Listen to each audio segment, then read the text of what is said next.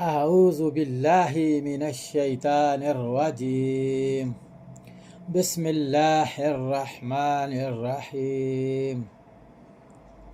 پیارے پیارے بھائیوں، پیاری پیاری بہنوں، پیارے پیارے بزرگوں، پیارے پیارے شاہین بچوں، مستقبل کے نوجوان بچوں، السلام علیکم ورحمۃ اللہ وبرکاتہ۔ آج میرا دل کر رہا ہے آپ کے سامنے درود ابراہیمی پڑھا جائے ترجمے کے ساتھ۔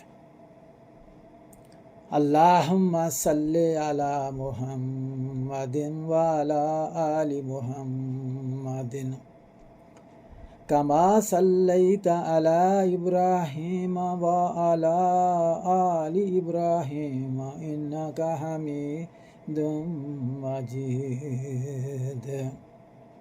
اللہم بارک علی محمد وعلی آل محمد کما بارکت علی ابراہیم وعلی آل ابراہیم انک حمید مجید۔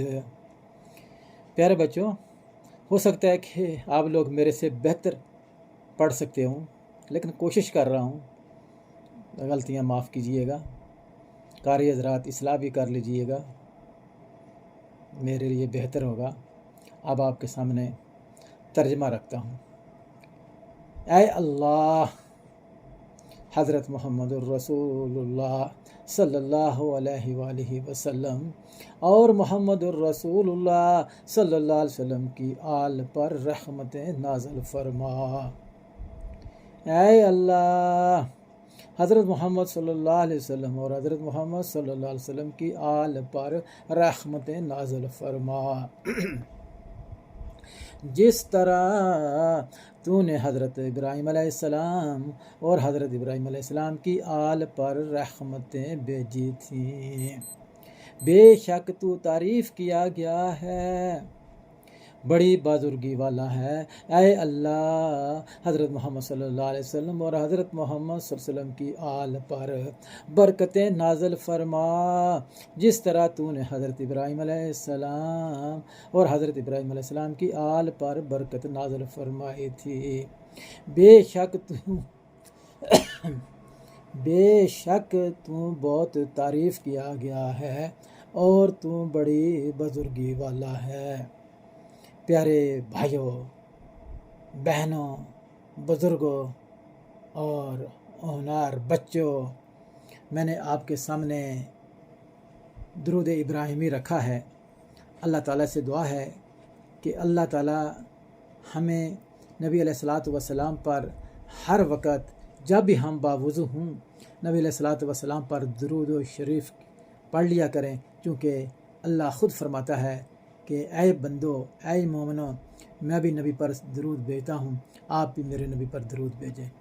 تو درود ابراہیمی یہ ایک متفق علیہ درود ہے، جس پہ سبھی متفق علیہ ہیں، سبھی جو فقہ ہیں وہ اس پہ متفق ہیں کہ یہ سب سے بہتر درود ہے، کیونکہ یہی درود صلاۃ میں پڑھا جاتا ہے، اور اللہ تعالیٰ ہمارے پیارے نبی صلی اللہ علیہ وسلم پر ہزارہا رحمتیں، آپ کی آل پر رحمتیں نازل فرمائے۔